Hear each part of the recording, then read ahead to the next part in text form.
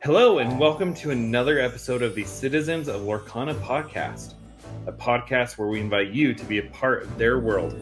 Today, we are joined by the godfather of Lorcana content creators, the one, the only Jonti. So without further ado, let's jump into the episode. Hey everyone, welcome to another week. I'm your host, Jared Hymas, and today I'm joined in studio. Is that what we call this? A studio? By co-host extraordinaire James Riley. Last week we had a chance to visit with Scott Mines where we talked about set 3, different deck techs, how he got started writing for TCG Player. So if you haven't had a chance to go and listen to that, make sure you go back and check it out. And today we have a very special guest, the very first Lorcana content creator that I ever came across. It's Jonti of the Inkwell. Hey Jonti, welcome. Hello, thank you so much for having me. 2 British voices on the bounce. I know. After right? having Scott last week, eh? Well, I do have to get my wife to listen to these somehow. Oh, is that what does it for, right? Get an accent in there, and she's like, "All right, I'll listen." I've said this before. I'll say it again. It's not an accent. It's how it's supposed to sound. You all have the accents. Well, I was trying to think. How many British guests we've had on? Because we had Baker. You've had Baker from Lorcana Villain. There's not that many British voices out there, to be honest with you, or at least that I've come across. To be honest with you, it's mostly North Americans. I'm sure there's some out there. All the social medias have a habit of trying to show you local stuff, though, right? So you'll often see North Americans more often if you're in North America. So it's true. Maybe there's a big British scene that we just don't know about. Because even though I am British, I live in Canada, so I'm over this side of the water. Yeah. When we had Sarah Jane, and I cannot remember his name for the life of me. You know who I'm talking about, James? Yeah, the two who Soggy Glimmers at the Games Expo over in London. Super great people, but I think that's it as far as British guests on here. Anyway, so Jonti, we like to start our podcast with a segment called Deck Tech and Specs. So if you're going to locals this week, what are you taking? Well, it's a really good question. I'll be honest with you. This week, it's going to be a Leia Organa Rebel Rush deck because it's we're going to be playing some Star Wars Unlimited this week because that comes out this week. So that's the big thing in the store this week. But I've got a couple of decks built at the moment for Lorcana. I have a Ruby Steel. What started very much as a pirate deck, but is now more just like locations and good stuff. And that's more of a casual deck, so that's probably the one that goes into sort of casual league play. And then the Amethyst Emeralds, sort of real low to the ground tempo-y thing with Ursulas and Kick Cloud Kickers as well. That's the other one I've been kicking around in paper. So they'll both go with me, and then whichever one comes out kind of depends on who I'm playing really. Because our league is a casual format. We don't do it as Swiss every week. So each game you play, you can sort of chat to them and figure out how new they are or how enveloped they are into it, and then I'll pull a deck out that's a bit tailored to the game, I suppose. Sure. Yeah. So that Emerald Amethyst deck won one of the first major tournaments after Set 3 came out. I've played with it some. It's really fun, but man, it is struggles against Steel. So what are the matchups looking like for you? Yeah, Steel obviously crushes it. And, Taylor's Oldest Time, a new meta comes out. Usually there's an aggro at the gate. It's usually a little easier to pilot. It's a little bit more simple. It's usually easy to pick up the cards because it's usually just sort of lower value stuff. So that's usually what happens, right? You get an aggro. If you remember way back in the very beginning, the first decks that were crushing it were Lilos and Maleficents. Amber Amethyst stuff for a few weeks until people figured it out. So you usually get that. But I still think it's a good deck, and I still think it has a lot of decent answers. Obviously, the Ursulas are both very strong. Kit is a really great early tempo shift, so it's still got a lot of good stuff in there. But yeah, any aggro thing is going to struggle against Steel. That's what a good rock paper scissors meta should look like. So just don't play against the Steel players if you can pick two. Show your bias. No, you, not you. Yeah, hold on. Let me look at. No. So I think that pretty much everyone I know, most people I know who have looked up Lorcana content to find out some stuff, has seen at least one of your videos. So take us back before Lorcana, though. And what were you doing? And at what point in your journey did you realize that Lorcana was something that you was going to be special and you wanted to do? Yeah, so I mean, a couple of times now I've had this Godfather thing said to me, and it seems insane to me. I was at the right place at the right time, I guess. I was very early out the gate. There's obviously people come along since doing incredible stuff and lots of it, and getting really good numbers, and I love seeing the community grow. But I was there super early, and I think it was just like a bit of a perfect storm, really. I was working at a TCG store. I'm a big Disney fan. I already had YouTube experience. I'd been doing a video gaming channel for years beforehand, and it just kind of felt like all the planets aligned, really. And I remember seeing an ICV2 article, which is like an industry magazine for game stores, and it was a press release. It was the original press release, and it literally just said Lorcana Disney trading card game. That's it. Like, there was so little information. It just said trading card game made by Ravensburger, Disney IP, coming 2023. And I had a video out about it that day, like just off the fact that there was this thing that existed. I actually got 2 videos out before we even saw any cards. So I did one that just said, "Hey, Lorcana exists. Nice to meet you all." And then I did a second one where I put it into some of those like easy to use AI, the online AI things, like just simple versions of ChatGPT basically, and got it to fart out some crappy images. And then by the third video, we'd seen the first sort of 7 reveals from D23.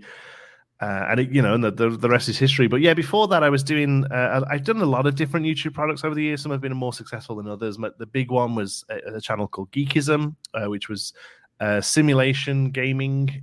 So tycoon games, city management, company management, that kind of things. We did a lot of roller coaster stuff because I'm a big roller coaster fan as well. So Roller Coaster Tycoon, Planet Coaster, the spiritual successor to it, Planet Zoo.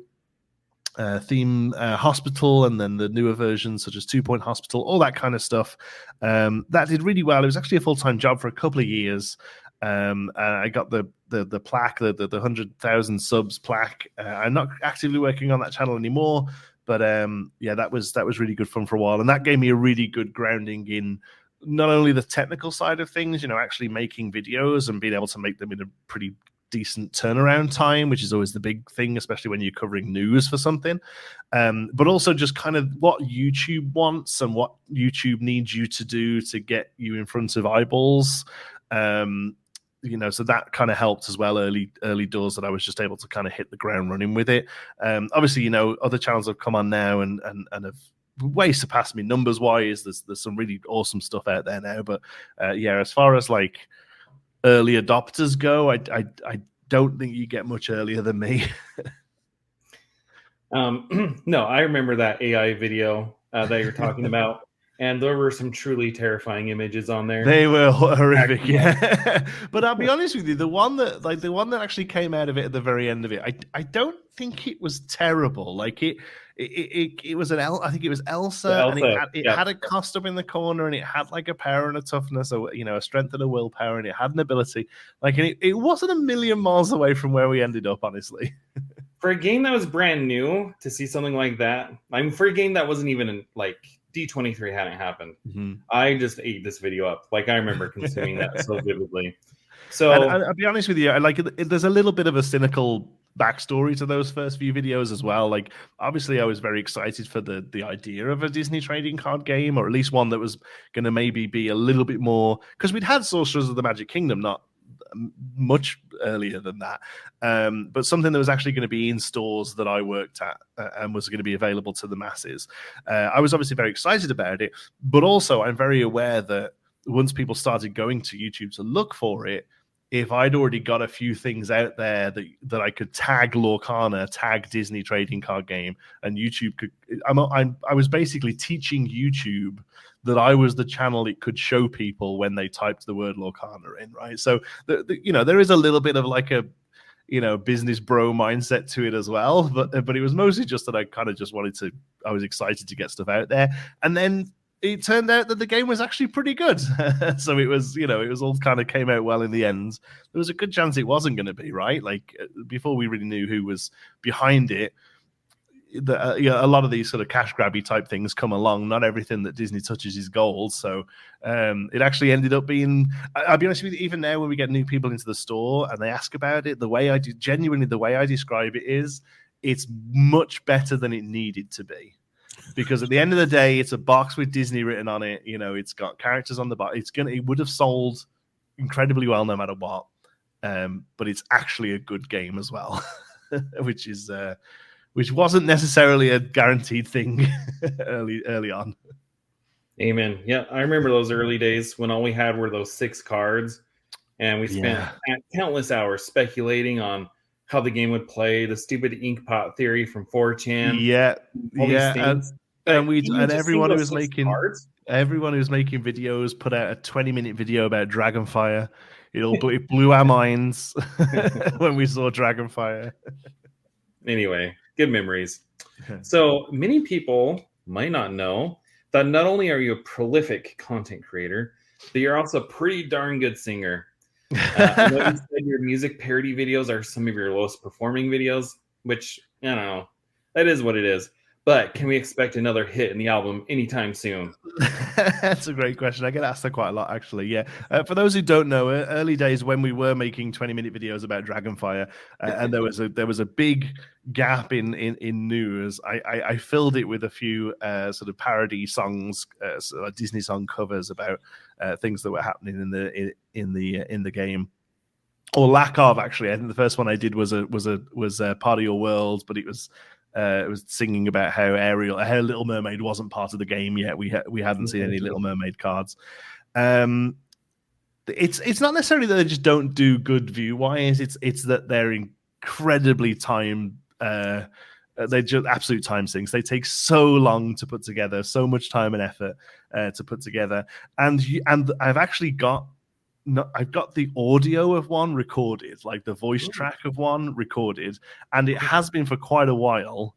But every time I think to myself, okay, this is the week that I try and do the video for this, we get it started off with that we got set 3 reveals, and then we got reveals every week, and then we got store championship news, and unfortunately it always sits a little lower than the more timely video content. So not only is the third one recorded, it's a duet. And one day soon, I hope. Now we've got this probably a little bit of window before set 4 stuff comes out. I'm going to do my best. It will need a little bit of a rewrite because there are a fefew lines in it that reference things coming in set 3 that's obviously now happened because that's how it goes. But yeah, I'm glad people enjoy them. They're a hell of a lot of fun to do. They're just really time and energy and expense as well, because I buy props and costumes. Yeah, that wig. Those wigs aren't cheap. Right? So, hold on. Who are you doing the duet with? I'm not giving you the exclusive scoop on that one. So second thing, can I pitch an idea to you? Of course. You, Baker from Lorcana Villain, and Rebecca from the Great Illuminary. You guys, Lorcana the musical. We need to make it happen. I would very much. This isn't what it is, but I would absolutely love to be the LeFou to Baker's Gaston one day, because that would just be so much fun. It's a great song, and I think the two of us would have a hell of a lot of fun with it. Yeah, I think you need to get to work on it, because I think you have about a week. Yeah, before we start. It's probably, do you remember what the timeline was for the was set between 3 announcements? 8 and 13 days after the release. I think from Big Box, maybe? It was soon, eh? So it was very quick. Yeah. So you're on the clock now. All right, you actually mentioned this, and I want to talk about it a little bit, which is that you're a manager of a game store. Mm-hmm. So as players, we all love the game, but from your perspective, you play it, you love the game, but you also manage a store that sells the game, runs events, and all that kind of stuff. How has that experience from that end of it been for you? It's been kind of crazy, honestly. It is. it has been the best-selling product we've ever had. Honestly, the store has been open for nearly 12 years. I've been there for 4, I think. But it is the best, as in pure, just like numbers through the door, amount of product through the door. It has outpaced anything else we've done in the past. I think that's again a kind of this sort of perfect storm. It's it's Disney, so it's bringing in a lot of new eyes, people who never knew about the store before, but are Disney fans getting into it. But then also, the TCG space is in a bit of a weird spot at the moment. Magic is in a very weird space right now, and people are looking for alternatives. But then also, I'm a big believer in stores having champion, what we actually call them in our store champions, and that is members of staff who kind of take on the ambassadorship of a game. And obviously, I'm the Lorcana one, even though a lot of us there play it. My boss Tim is super into it as well, and we play every week. But I definitely sort of took it under my wing and really pushed it as well. And it just all kind of came together and ended up being a really, really successful out the gate start for us. I think one of the best things we did was, it sounds ridiculous to think about it now, but one of the best things we did was just sold it at the right price as well. Like we didn't gouge it at all, and that's just really helped bring in this core community. We still now get sort of 40 to 50 people out every week. And it's just done gangbusters for us. It's so much fun. It's so awesome to see new players every single week. When I put the names into I have a little spreadsheet, Excel spreadsheet for the league to track the league. And every week I've added 4 or 5 names to it. We've had new people every single week since the game came out. We've had 4 or 5 new people.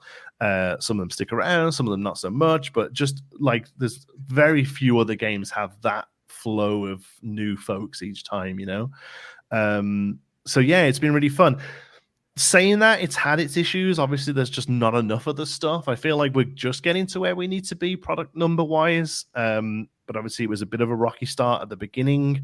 The communication from Ravensburger directly wasn't really great. It is getting better, but still probably isn't where we want it to be really compared to other systems and other companies. Melee, the software we have to use is terrible, and I would love to see them do something else. But there's, for the most part, it's done incredibly well, and I'm so happy it has as well, because it's we sell everything. We're not necessarily a TCG store. We sell board games, miniatures, jigsaws, lots of paint supplies for miniatures. So TCG is a relatively smaller part of our business overall, but it's just great to see something that is bringing in new crowds and new people all the time. It's awesome. That's good to hear. So I want to back the train up. You said that's the best-selling product you've ever had. Mm-hmm. So you sell Magic, you sell Pokemon, you sell Yu-Gi-Oh! What you're telling me is it selling better in your store for you than those other products? So we don't sell Pokemon or Yu-Gi-Oh! Okay. But we sell TCG wise, Magic is the main one for us, in as much as our sort of counter space. We have glass cabinets with Magic singles in, Magic products. We get the same kind of numbers for Friday Night Magic. We get a full house. We can seat 44 in our gameplay area. We have 11 tables of 4, and we seat 44 every Friday for Magic. So Magic's our big thing. We also have a really great Bandai community. So that's like Digimon, One Piece as well, does really good for us. There's a new One Piece set out this weekend, actually, and we have sort of 32 players coming out for a pre-release for that. So that does really well for us. But Lorcana outsells all of them a few times over, perhaps. So very like we do a certain amount for Magic for a launch of Magic, and then we will most likely be bringing in a half a dozen boxes every week through the set. But we can't get enough Lorcana. Like I ring up my rep every week at our distributor and be like, "What have you got?"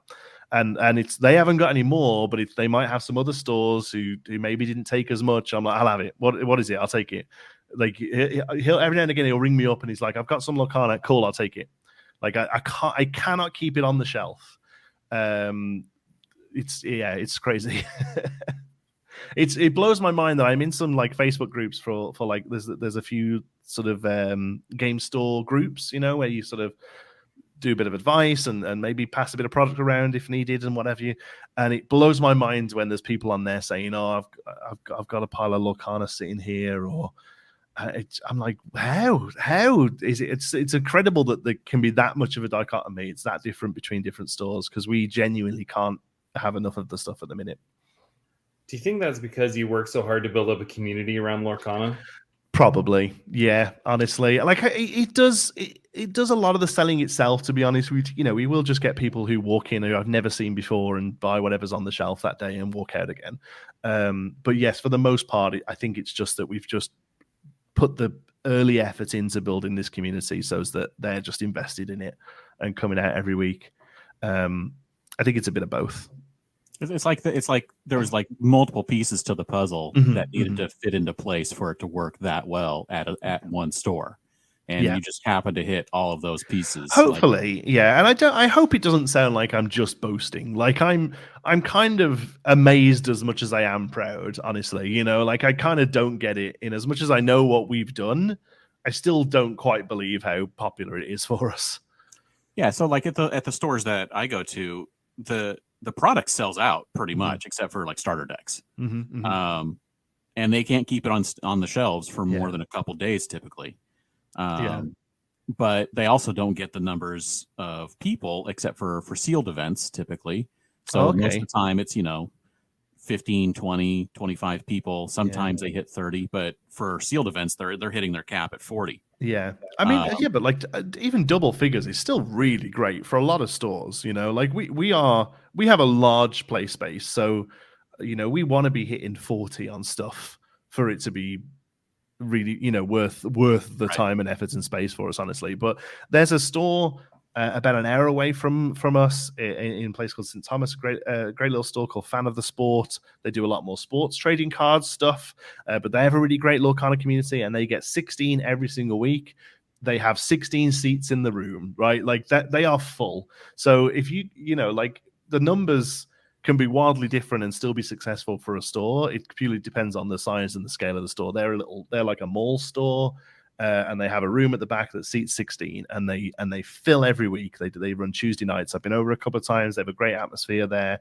So but if I was to just give you the numbers and say, oh yeah, we get 45 and they get 16, it sounds like we're doing better, but we're not. We're both doing fantastically for the scale of our businesses, right? So, I think anything that's getting 20, 30 people in every week, man, that's awesome. So, while we're on the subject of managing a local game store, we just recently got news about the set challenges.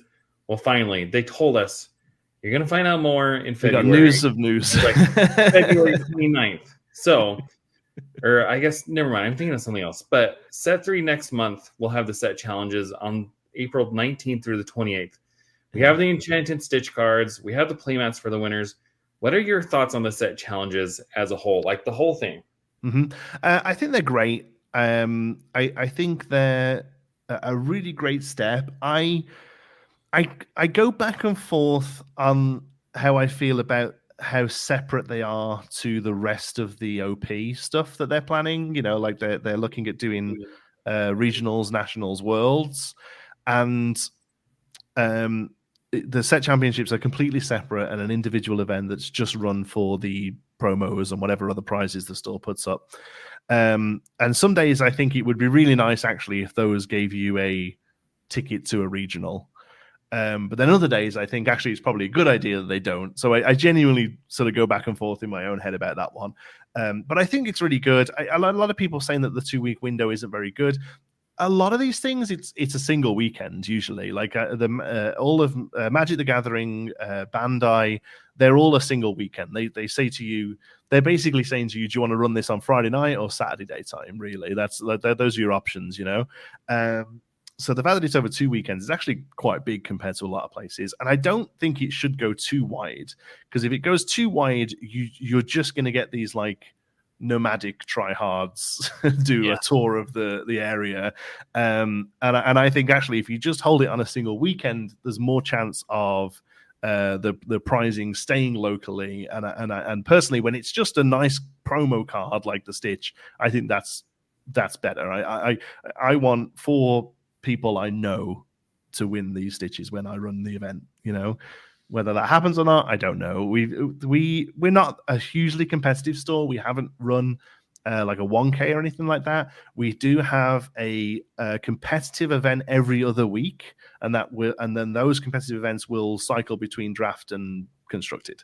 So basically once a month we do a constructed tournament, but it's only ever like $15, and the prizing will be like a box of products spread across top 8 kind of thing. So it's to get a bit of a competitive play in the local scene, but it's certainly not really attracting any sort of outside players for larger prizing. At the end of set 2, we did it was actually Brandon streamed it for us. We did like a farewell to the set kind of thing, and we did a prizing was a little higher. We did a Gen Con Mickey, and then troves and gift sets and packs and stuff like that. And even just that Gen Con Mickey brought some outsiders in, and the guy who won it, great player, really nice guy, but I'd never seen him before and I haven't seen him since, right? You know what I mean? Just came in, got the prize and left again, which, he's well within his rights to do. And like I say, he was a great player and a really nice guy. But for me personally, these set championships, the way they're putting them together, I think what they want them to be is a slightly more competitive event, but within the confines of the local play, I think is how they would like it to go. Or that's how at least I would like it to go. And I hope that's what happens, but we'll see. We're looking at doing ours on the 27th, the second Saturday of the 2 Saturdays you can do it, basically, because on the 20th we do an annual miniature painting competition. That's already on the 20th, so the room's already booked for that day. So yeah, we'll be doing ours on the 27th, and I'm really looking forward to it. I'm umming and ahhing about whether I play in it or run it. I don't know yet. I feel like even if I do play in it, I'm going to be nowhere near the top, so I might as well just run it. One thing that Eric from the Gamer mentioned is maybe having some of the local players go to their store manager, store owners, and ask them to please let, at the weekly event, let all the players that are there have first crack at getting tickets, so they can at least get in if they want. Yeah, and I would like to do something like that. I mean, obviously, at the end of the day, I am just a manager. There is I'm not the owner. My boss is my boss, but he's really keen on obviously keeping it local and keeping it within the community. But also, it's a business, and we want to make some money. So yes, what I would like to be able to say is, hey, if we can fill a 32-man tournament out of our local players, then let's just do that, right? Let's do that and keep it locally. So yeah, that's what I would like to do. But I think crack, right? Yeah, I think they're going to be hot ticket items. I can easily see these Stitches be like $1,000 card, honestly. Even just looking at what like the Elsa Enchanted sells from set 1, I can see these are going to be much rarer than that. I can and not only just it's not a random pull. There's a level of skill involved in getting one. I think they're going to be $1,000 easy. No thanks. Both sitting there shaking your heads at me. Is that because you don't agree or because you're not happy about that? I believe you. No, I'm shaking my head because I have about this much hope of getting one myself. Yeah, me too. And I don't have that kind of money to splash on one. So yeah, I'll win one. I'll just say it. I'll just have to go win one. Oh well, that's it, isn't it? Simple as that. Just got to go. At the end of the day, odds are 50-50, right? You win one or you don't. Yeah, there you go. So let's see. We're actually talking about the Stitch right now. So how does it feel? Like we're just talking about it. There's all this FOMO about this Stitch and how, I'll just win it. It's like, but there's 4 of them at every store. and that's it. And I mean, even if every single store in North America got one, that means there's still only like 10,000 of them running around for the world. And there's more than 10,000 Stitch and Lorcana fans. So I mean, people who are new to TCGs may not know that this is the kind of thing that happens at the higher level events. There's rare stuff that happens. There's serialized cards. There's one of a kinds that say winner, stamped with winner on. Yeah, Bandai often, all the Bandai stuff usually they have like a gold stamp winner on. I remember when One Piece launched. There was a pre-release. There was a Monkey D. Luffy pre-release card that had pre-release winner on it in gold, and the kit. I opened up the kit and I went through, and there was 8 of these, and we had 8 to give away, and I sort of flicked through the 8 of them and put them down. They sell for like $2,000 now, and I just still remember sitting there just thumbing through $16,000 worth of playing cards last year. So yeah, these are. I'm going to say it, right, because there are a lot of people in the Lorcana community with the absolute best intentions of making it the most welcoming, friendly, beginner friendly, new player friendly community that there is, and I think that's very important to do. But if you are kind of new to the game, if you've got a starter deck and you've opened some packs, you will not own one of these Stitches. Like, I don't know if that's just a horrible thing to say, but it's just the truth. These are gonna, if there is a card, if there is a prize, and it is rare, and it is only won by being good at the game, it's going to go to competitive players. That's just how it is, unfortunately. There are some stuff in this game that is going to be great for newer people. Starter deck tournaments, the gateway product that we're going to be getting in set 5, I think is going to be fantastic. But there's also going to be things for the sweaty tryhards, and these Stitches are going to be for that group of people. And I don't put myself in that group. So I'm not sitting here saying, oh, these are for me, not for you. These ain't for any of us.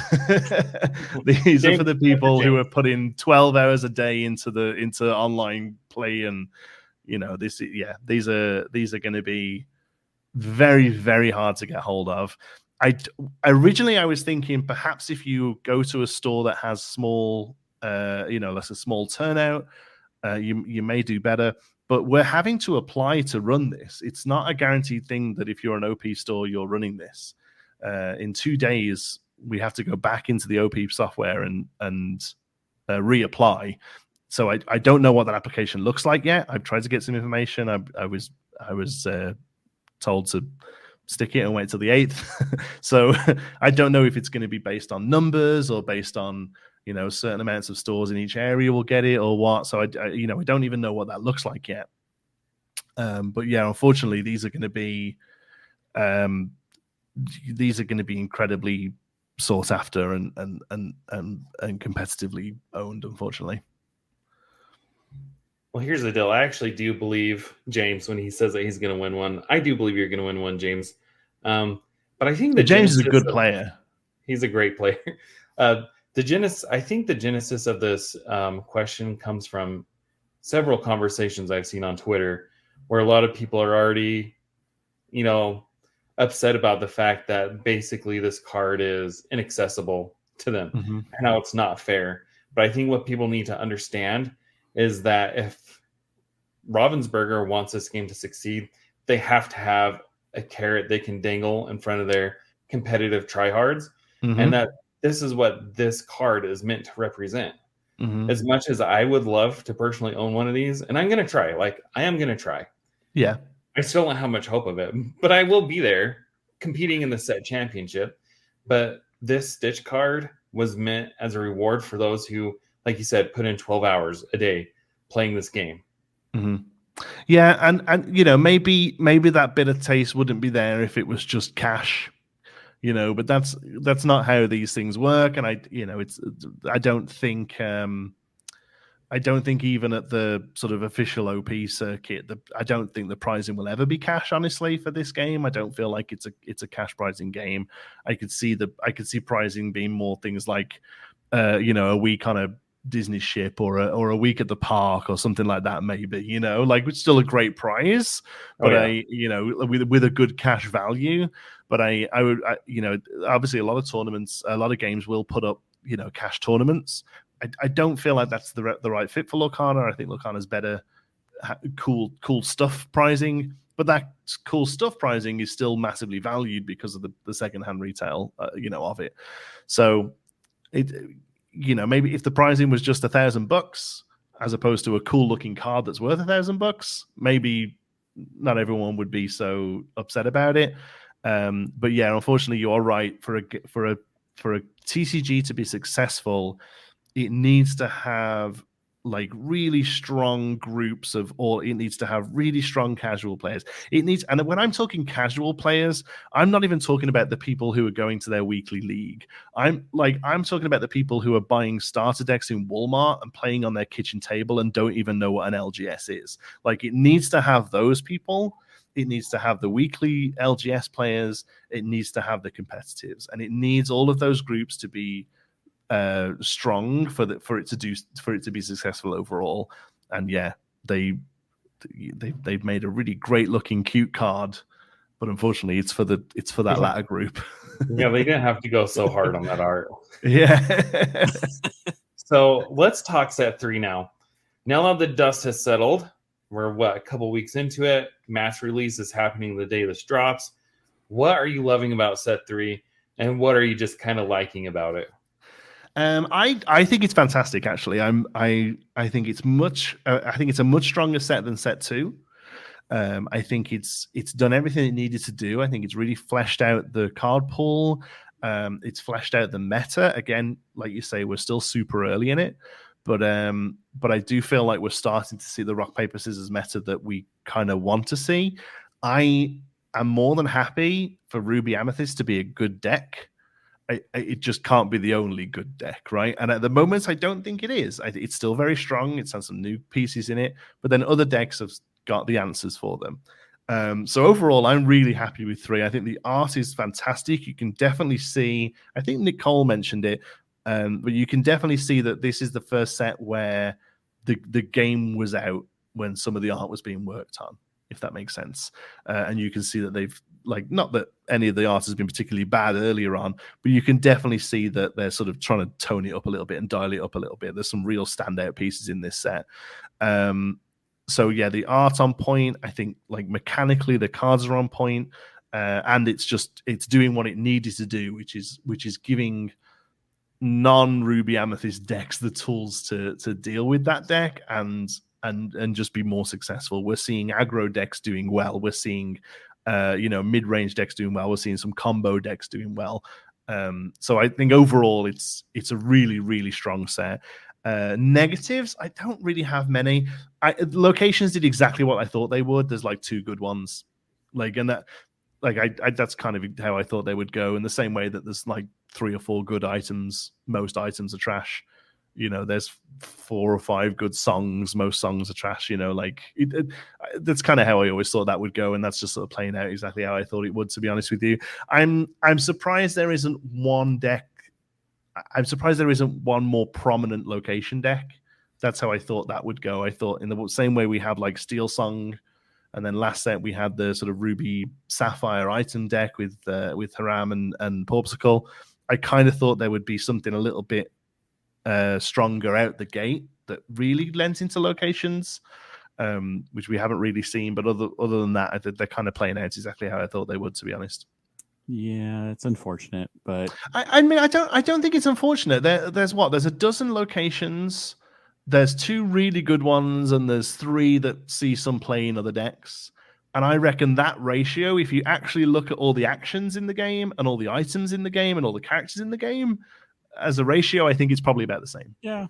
Every set's got 130 characters in, and there's maybe 30 good ones. I actually think if you did the math, this is more of a thing for Knife to do, maybe. But if you actually sat down and worked out the percentages, I think it's probably about the same. I just think because it was this new mechanic, everyone kind of thought it was going to really shake up the game. I think it's actually playing out exactly how every other mechanic in the game does. Yeah. Okay. Well, that kind of answers the question I had about the meta and where we're kind of going with the first couple of weeks, and how we mentioned that, like you said, aggro is kind of like what people like to maybe start with, or just throw in like little bits to their existing decks to see if it increases it or not. Yeah. Do you see, like you said, Ruby Amethyst has been the top for 2 sets, and we now have some decks that are challenging it. Do you feel like they are coming up to the Ruby Amethyst level now? Yes. Like they're actually going to be on the same level? Yes, I think they are. I think they are right now, and I think they're staying there. Honestly, I think Emerald Steel is very strong. Steel Song is very strong. I think there's going to be an aggro-y deck that kind of sits around. Maybe isn't like tier 0, but yeah, there's definitely stuff. And Sapphire Steel is doing really great at the minute as well in the top end of stuff. It hasn't quite trickled down into more casual play, but like the Cogsworth and Friends kind of deck is doing really good. I don't think anyone's figured out the ramp yet. Like I think like the Grandma Tala sort of package. I don't think anyone's figured that out yet. Maybe it isn't good, but if it is, I don't think anyone's there with it yet. But otherwise, yeah, I think all of the typal stuff there's a lot more support this set, but I don't think any of that is where it needs to be yet, but all still worth keeping an eye on. Brooms and Titans and Villains. I think Villains is probably the one that will eventually be a good deck, just because you're going to be able to play just good stuff that all happen to say Villain on them. Like I think that's whereas the Titan stuff, really, you just need all the Titans on the board for it to be good. And the same with Brooms. You just need to get to like a critical mass of Brooms. I think something like a Villain deck will just be good stuff. And occasionally you'll get a Villain payoff. It's not there yet. It might take set 4 or set 5 for it to be there. But I do think that's probably the big sleeper at the minute. But no, overall, I think the meta is really quite healthy. 3 or 4 decks up there, all doing pretty well. And if it stays that way, I think that's fantastic. Jared's eyebrows, ears, everything just perked up a little bit when you said Sapphire Steel, because he wants Sapphire Steel to be good so bad. I know Jared's a big Sapphire proponent, and I think it's getting there. It's got all the pieces now, I think, that maybe it didn't quite have. Steel just out the gate is just really strong this set. Probably the strongest color, I think, overall. And it just deals with the early game so that the Sapphire can handle the late game. And it's just doing some really good stuff. If the Sapphire deck that made it was not really a ramp deck. Yeah. Because everyone's been trying to make it work. And it's like, but wait a second. You can ramp only a little bit, because everyone's like, oh, Sapphire, it ramps into nothing. Well, maybe the whole point was that it wasn't supposed to just be all about ramp. It's just, maybe just a bit of value there. And because the problem with ramp in this game is that you don't see exponential payoff, right? Like because the numbers on the bodies don't affect the win con. So in Magic, for instance, if you ramp up, you can put a 10-10 down on turn 3 or 4, but that 10 represents half of the win condition because you have to do 20 damage. So, but in Lorcana, you don't ramp into 6, 7, 8, 9 lore questers, right? Because that they're usually capped at. I mean, they're capped at 4 printed. There are some stuff that can get more, but they're not. That's not because you've ramped to them. They need other pieces in play. They need stuff in the inkwell, or they need stuff, items on the board or whatever. So the problem with ramp is that it doesn't necessarily get you closer to the win condition quicker. It lets you bring in more interesting, more powerful bodies, but they're not. But it's not an exponential growth into the win condition of the game. You can play. It's the argument, the same argument I had with Chernobog, when everyone was like, "Oh, but if you get loads of stuff in your discount, you can get Chernobog down on turn 5, and he's questing for 3." I'm like, yeah, there's commons that do that. Ray quests for 3 and he's a 5 cost, right? Like it's not getting you any closer to your win condition. It's giving you something that's maybe a bit more difficult for your opponent to deal with, and therefore making it easier for you to get to your win condition, but it doesn't get you there quicker necessarily.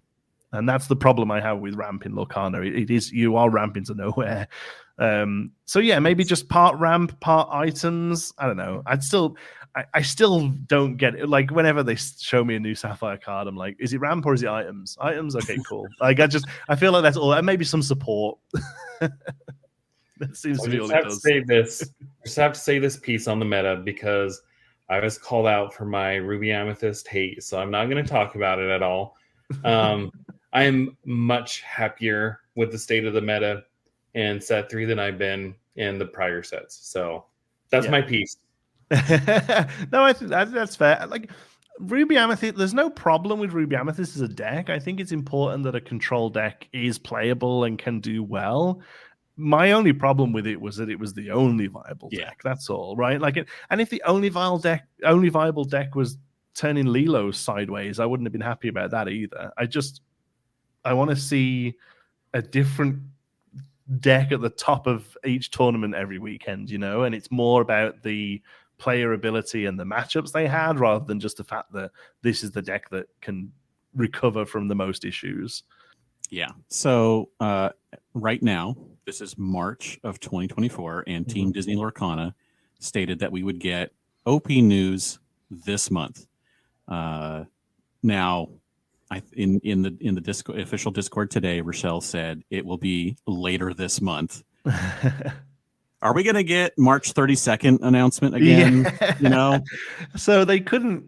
So yeah, like you were saying about the set championships, we got the dates for that on February 29th. I joked on our live stream this week that not only was that the end of February,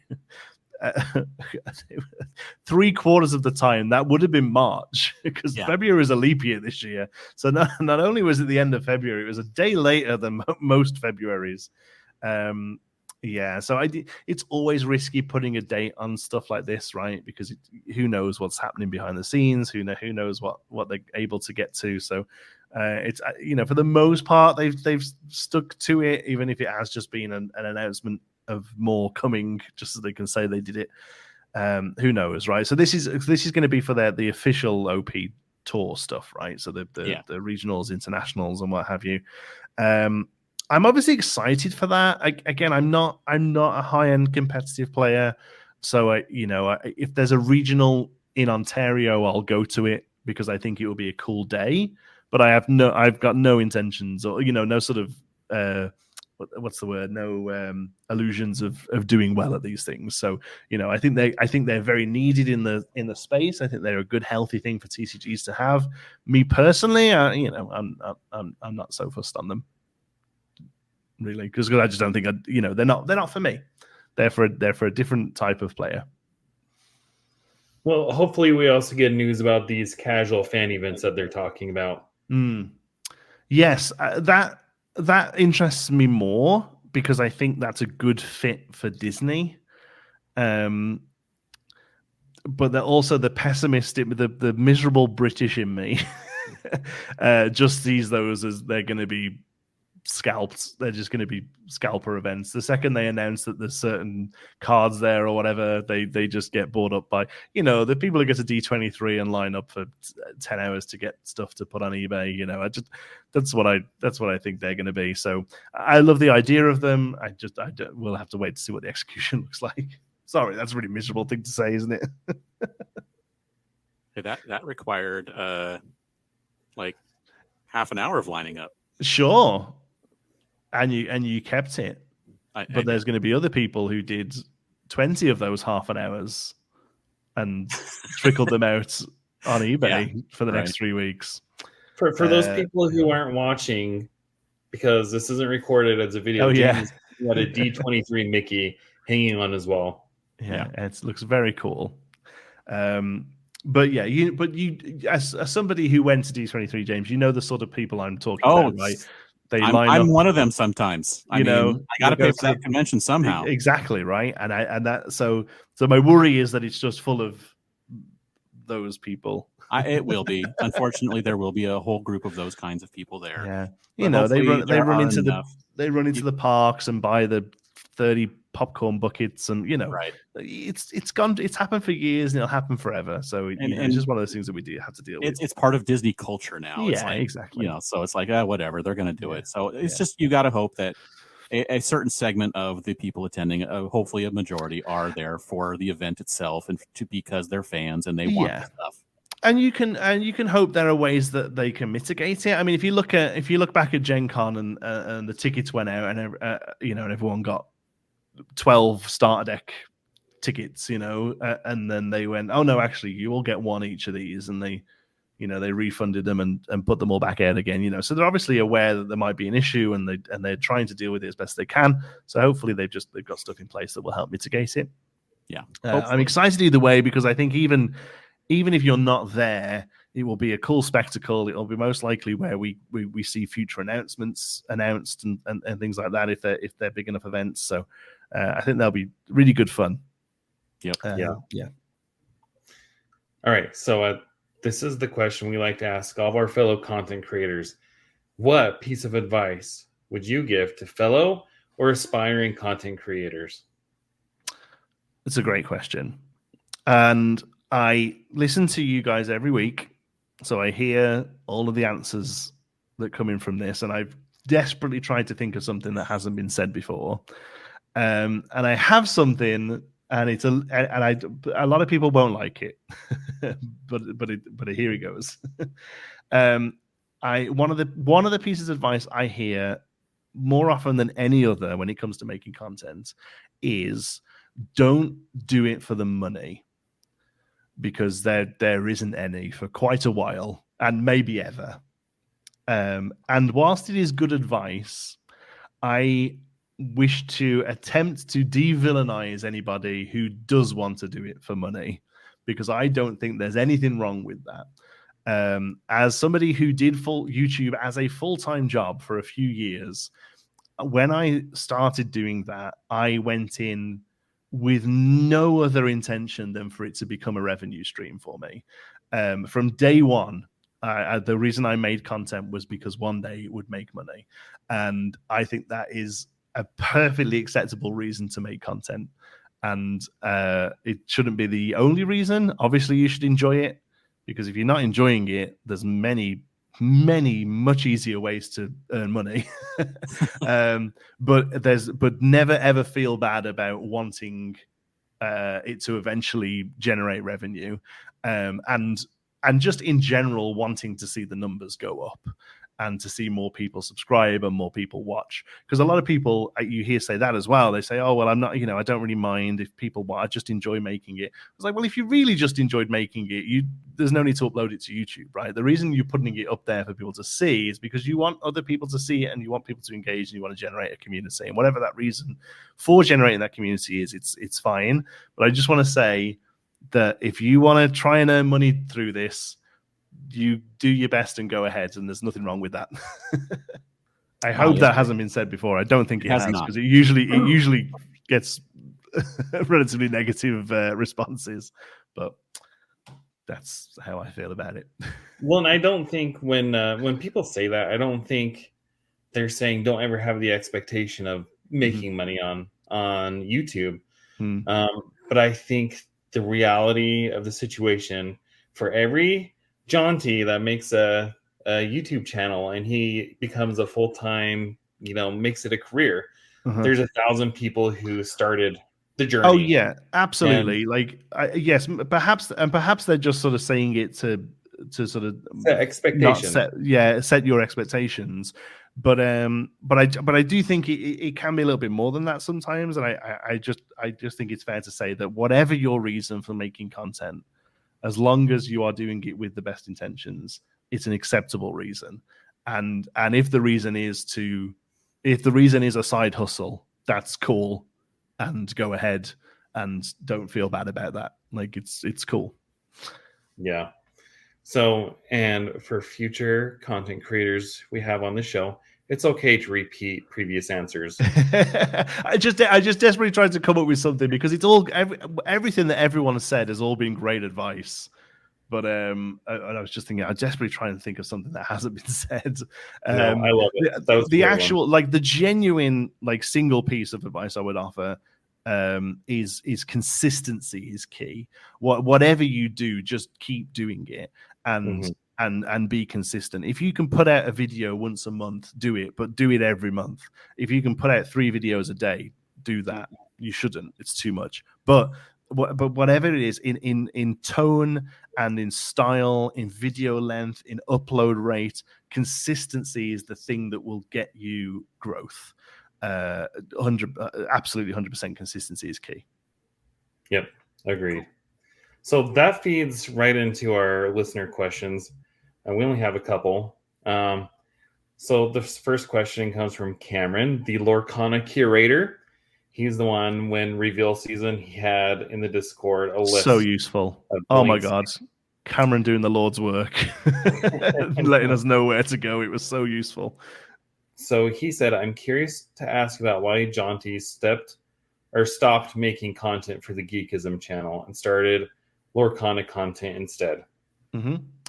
So first of all, I didn't stop doing Geekism to start Lorcana. There was actually about a 2-year gap since I started making stuff on Geekism. It's a simple but boring and a slightly depressing answer. I got divorced and needed a more regular paycheck. As you know, YouTube did pay the bills, but in the same, it's happening again with Lorcana. But the problem was with making videos about video games is it didn't really matter how much effort you put in. If the games that you covered didn't have new content or updates or DLCs, the views went down. And the exact same with Lorcana, the views are up during reveal season, and then they peter off a little bit unless you're doing sort of meta coverage. And the same thing's happening there. So it was whilst the money that was generated from YouTube was good, it was very inconsistent. You'd have a really good December and then a terrible January and February, and that's fine if there's a second regular income in the household that can kind of buffer it. But yeah, when you're a single guy, it's not as easy to manage. So I needed something a little bit more regular. The way that the game store work came around was actually relatively just sort of happenstance. I never actually applied for a job there. During COVID, I was doing live streams of Animal Crossing. I forget what it was called now, New Horizons, the big one that came out. And again, we would like creatively try and build the island. But during COVID, when my son was at home, it was difficult for me to do the sort of long form edited content that I was normally doing. But it was much easier for me to stream 4 or 5 hours a day. You know, a couple of hours of that, he'd be napping. A couple of hours, his mom would have him. Half an hour, he'd sit with me on my lap, and you know, people would chat with him and stuff in the live stream. So it worked out much better that way. So we would live stream Animal Crossing every day, and one of the characters in the game called Sherb became a bit of a mascot for the channel, and people started making Sherbs for me and sending them to me, or like painting pictures of Sherb, or making little like cross stitch of, or you know. And I was like, oh, I would love to make a little statue of Sherb, and one day I found 3D printers and was like, oh, let's get a 3D printer. So we got a 3D printer and we printed a Sherb, and somebody was in the chat was like, oh, you should paint him. You can get paints for miniature models. And I went and found the Game Chamber, which is the store I now work at. I went in and bought like a starter set of paints. And I went in, I was like, I'd make content on YouTube. Would you mind if I film a bit of the store? Because I vlog a bit, you know, and I would like to vlog this. And Tim was like, yeah, go ahead. So I filmed a little bit. And about a week later, I got a phone call from him. And he said, the 3 minutes of footage in my store in your vlog was 10 times better than anything I've paid to have done. Like, I've paid for videos before and they were awful. Come in and talk to me, and I want to get some work off you, basically. So for then about 6 months, I sort of contracted for him doing some YouTube content for the store whilst I was still doing my own stuff. And then obviously the divorce happened, and I kind of went into him. I was like, "Have you got any just like normal shifts as well, like a bit more regular?" And he was like, "Yeah, cool." So I started there, and within sort of 6 months, I took on some responsibilities, and the rest is history, I guess. But yeah, I'm relatively new to the whole hobby scene, TCGs, and miniatures and all that. Like, it's only really been in that sort of since the sort of start of COVID, really, that sort of 5-year period. So yeah, Geekism didn't stop because of Lorcana. Geekism slowed down and then stopped just due to me needing something more regular. And now, whilst I am now making content on YouTube, it's much less labor intensive than what I was doing. The problem with Geekism was most of the content I would make would be like a time lapse video of me building something over the space of 8 hours, and then putting that into a sped up 20 minutes that I would narrate over and explain what I was doing. So it was a full-time job. You literally need an 8-hour shift to get a 20-minute video out, whereas a 20-minute video about Lorcana is much more easily sort of put together. So yeah, that's great. Why. There's like 3 people who listen to this who will care about that answer, but there you go, the 3 of you. Well, Cameron had mentioned how he used to watch you, and when he became hyper fixated on Lorcana, it was just comforting to have a familiar voice there. And I've had a couple of people now have reached out and been like, "Oh, I used to watch Geekism. I didn't even know you did it." Because I've never mentioned anywhere on Geekism that I'm now doing Lorcana, because I wanted the Lorcana audience that I got to be organic and true, and not, you know what I mean, and not just Jonti fans carrying over and clicking subscribe because they feel like they're being helpful. I actually want the people who watch my videos about Lorcana to be there because they're invested in Lorcana. So a few people have crossed over, and it's awesome.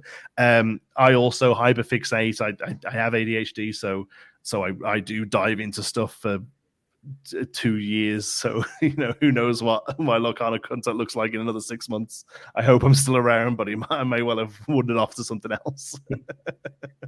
All right, so this last question.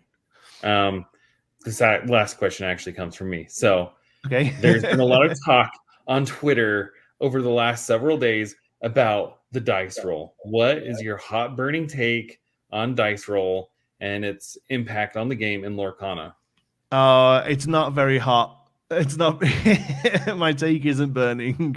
My take is that, and I assume you're meaning that for the player who goes first usually wins. Is the argument I'm hearing.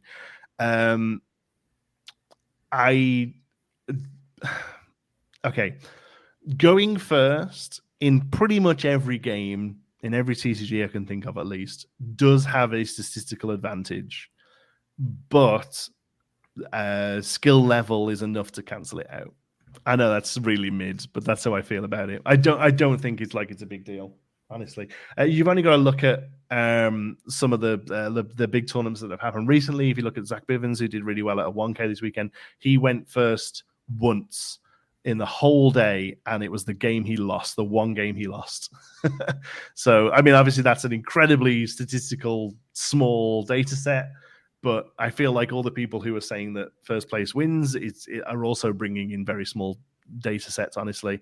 I think you need thousands of data points for it to really be a thing. I will say that the interview from France the other day with Ryan Miller, where he said that the percentage was lower, I think the true number is probably somewhere in between the 52 he said and the 60 that the French guy said. I think it's probably somewhere in there, but I still think for the most part in regular play, your skill level will outweigh the statistical advantage.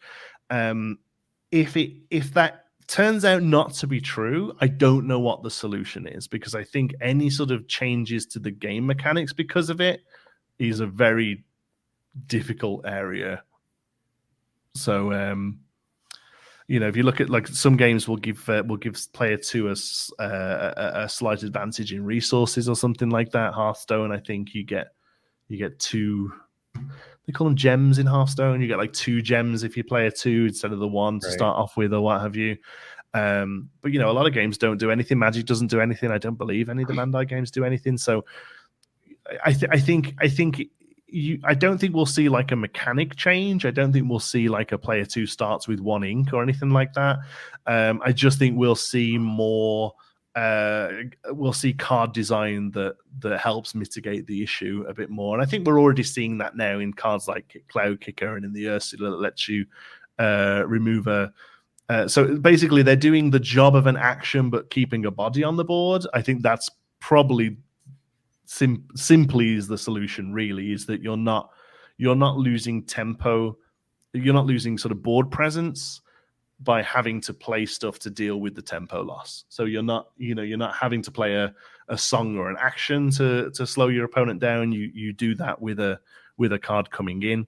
Obviously, player one gets access to these tools as well, but I feel like the answer is a sort of soft fix in cards just being able to shift tempo as they enter play. That's fair. That's fair. All right, shall we move into the ending segments, James? Yes. So we have, I think, no real news except for the news that we're going to get news on set championships coming in April. News coming on news. Now these go out. Do these go out on a Friday? Friday. Yeah. Yeah. So when you're listening to this, stores will be able to apply. And we'll have more information because some stores will be sharing what yeah. Oh, I 100%. Whenever I'm allowed to show, I will. And I'm sure plenty others will as well. So also when this releases, big box stores will have product. Are you guys heading to get anything? Do you need stuff? I think I'm done. Yeah. I mean, I have a few things that I pre-ordered from I think Walmart, just because I wanted another gift set and stuff. But, I don't really need to go out and hunt down stuff. Yeah, I want good, blisters, right? The hanging blisters. I want one of each character just for my collection. Oh, just to keep a one of everything. Yeah. Yeah. I've been talking to some of my regulars, like, because I've never, one of the perks of working in an LGS store, I've never really struggled for products. I've been able to grab what I need as it comes in, but obviously our regulars have struggled a little bit. So for set 2, I actually went and joined them outside the Toys R Us. We still have Toys R Us here in Canada. Right.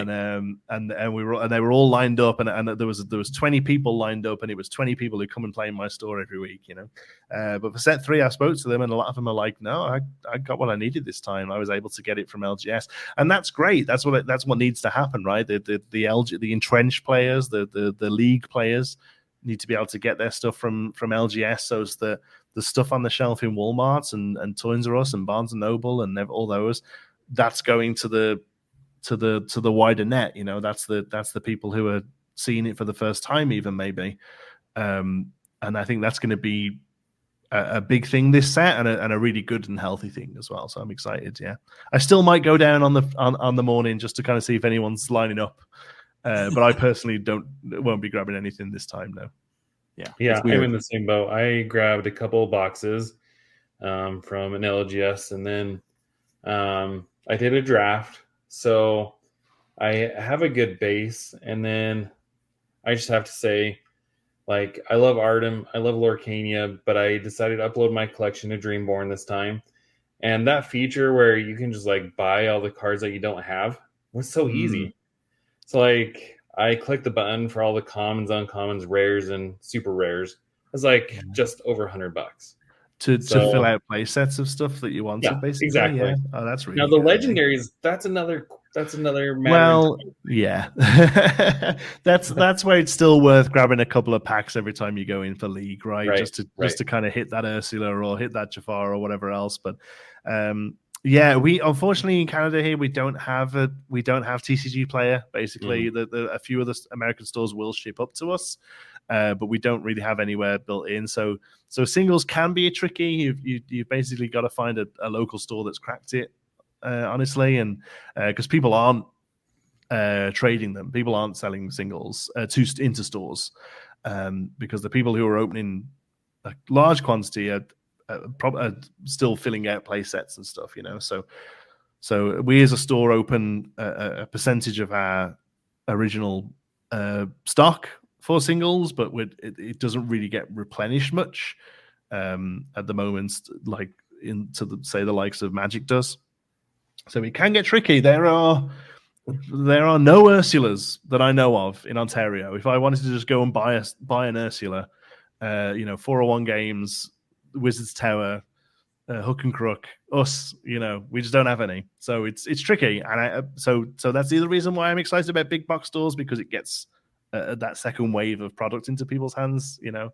And I know there's a few people who are sort of sat there on TCG Player ready to click buy as soon as all those prices dip down for a day or two and before they start climbing back up again. So it's tricky. Like basically playing the stock market. Maybe Robinhood will go back down under $40. Yeah.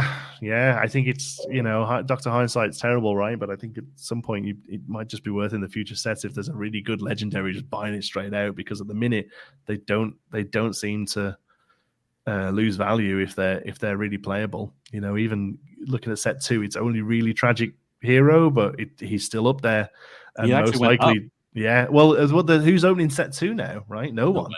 Because there's no, it's not worth the risk, right? Because you're basically, you know, even stores taking in products, it's not worth a store opening a box because they need to hit a Tragic Hero or an Enchanted for the box to be worth the value. So you'll probably find at this point it'll just keep climbing up. Yeah, crazy. All right, shall we move on to Disney Jeopardy? Let's do it. Okay. I be honest with you guys, I've been so nervous about this. Because I like undeservedly have this a bit of a sort of character of like being knowledgeable on Disney, like this weird triple threat where I'm like good at Disney and okay at TCGs and know what I'm doing on YouTube. It's all a lie. It's not. It's just because I have ADHD and I know a little bit about everything, and I'm really nervous that I'm going to mess these up. But I went back, like I say, I listen to you every week. But I actually went back and re-listened to the last 5 minutes of the last dozen episodes today and did Jeopardy. And there was one I didn't get. So that means you're pretty good. Unless you've dialed it up. Well, Jared wanted me. So we're just going to skip 100 to 500. Oh. And we're just going to start on 600. Okay. I'd say the other thing I won't do, having listened back to them all today, I won't, when you ask me one, I won't go, I should know this. While I'm clearly Googling it, I'm not going to name names who did it. But there's 100%. Okay. There are people who ummed and ahed for 20 seconds and then somehow pulled the answer out their butts. I don't know. I didn't see anyone typing. We watch them. That's true. I'll tell you if I know it straight away or I won't know it. It's as simple as that. Okay. There's no point in me thinking about it. All right. So as James said, this week we're moving into Double Jeopardy. Oh, man. Okay. So for 600. This is the color of Gus's shirt in Cinderella. Oh, so I have tritanopia. I'm super colorblind. Like dogs see better color than me. Green. No. That what is green? Correct. If I had asked about the color of his hat. His hat is green. Yeah, that's not an excuse. I genuinely have tritanopia. I'm very, very, very colorblind. All right. For 700, this involves no colors. Okay, good. This is the name of the cat in the movie Bolt. Oh my word. I have no idea. I know the name of one character from the movie Bolt. Is it Bolt? Yeah. I've definitely seen it once. I've seen all the Disney movies at least once. The one that actually I would expect more people to know is the hamster. Yeah, because that was voiced by Chris Rock, right? I just remember Redonkulous. Was it? That's all I remember. And Bolt was John Travolta. Yeah. That's it. I've now told you the entirety of my knowledge of the movie. So the correct answer is, who is Mittens? Mittens? I mean, I could have guessed, right? Like, it's a solid cat name. Okay. For 800. Oh my gosh. I knew this would go terribly. This is so bad. Okay. For 800. This is the number of cowbells hanging in a column. What? You can't even get through it. I'll ask it. This is the number of cowbells hanging in a column in Dopey's drum kit in Snow White. I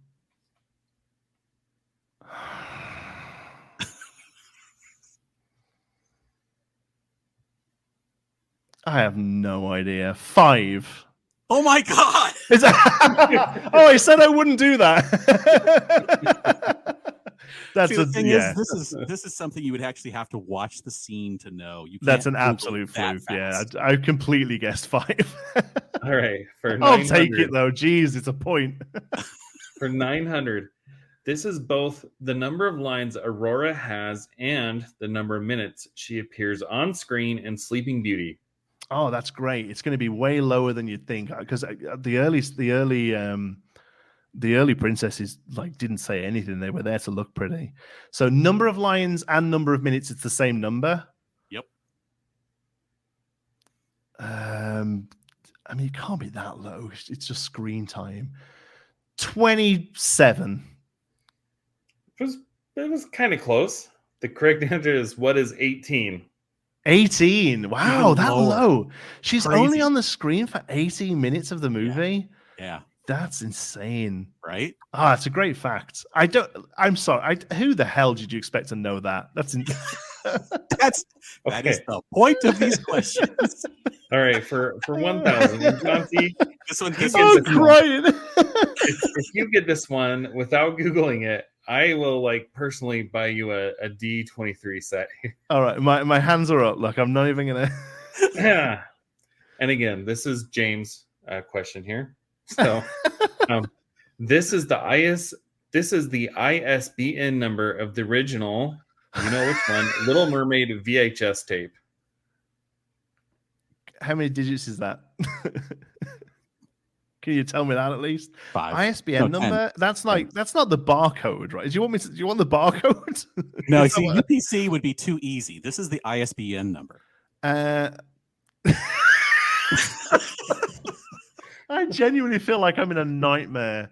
8872316. So close. Oh, really? Not The even correct close. answer is 155-890-9133. Oh, yeah, that was going to be my second guess. Actually, that's. You should have gone with your gut. I know. I always do that. I always second guess myself. I was going to say 18 minutes and what was the other one I didn't get? Mittens. Yellow. And yellow. I'm not even taking that as a loss. That's a discriminatory question. I'm not. Oh, you bastards! Can't believe you've done that to me. The mittens one was like pretty much the only one that I thought even had a chance of being answered. Yeah. So Thanks. they were on purpose meant to not be answered. Yeah, we did a thing a little while ago in the official Discord where they revealed some cards, and they had me and Rebecca from the Lorcana Illuminary on as the sort of the guest hosts kind of thing. And before we went on, I said that we were in like a little chat, and I was like, "Can you let us know the IPs at least? Like, not like you don't tell me any info about the cards, but just let us know what sort of IPs we're looking at, just so I can, get in the mindset of it, because we both of us, Rebecca as well, like we kind of have this bit of a rep in like more knowledgeable on Disney than the game probably. Like, just give me a rough idea of where my head needs to be at." And Rochelle just said no. I was like, okay, great. But even that wasn't as bad as that just was then. Jeez. ISBN number. Oh, You did great. You got 1 out of 5. So 1 out of 5, I'll take it. Yes. Congrats. All right, I was expecting Jonti. 0, by the way. So all right, Jonti, it's been like so much fun having you on here. It's been a pleasure. long overdue. But if people want to find you, where can they find you? I'm everywhere. It's a lot. Lorcana_Inkwell, I think, is the actual like tag. I'm on Twitter and YouTube are the two main places. And you also host the show Into the Inkwell with Brandon from B Square 24. So that's a live stream you need to catch every Monday. Yes, and it's called This Week in Ink, but otherwise you nailed it. This Week in Ink. I knew that. I'm so sorry. It's all good. Anyway, yes. Yeah, that's every Monday at 9:30 Eastern. Okay. right when my local game store starts. Oh, there you go. So I Well, get you to can- listen to it later, usually the next morning on YouTube. Next morning, that's Yeah, fine. it's not while It's I'm at a work. later show. We get a lot of people fall asleep to us, I think. Yeah. Because we'll right. finish and I'll leave the live stream up for like 20 minutes afterwards, and there's still like 30 people sat there, and I'm like, that you've all dozed off. That's you've all tucked yourselves into us. All right, and if you liked what you heard, you can follow us on YouTube. You can subscribe on the podcasting platform of your choice. You can follow me on the website formerly known as Twitter at Citizens of Lorcana. And James, where can they find you? You can find me everywhere online at Dan Regal. And thank you, Jonti, for being my guinea pig / victim for those questions. I appreciate Don't do it again. No, you're the only one I would ever do. So. But thank you, and thank you all for joining us, and we'll see you next time.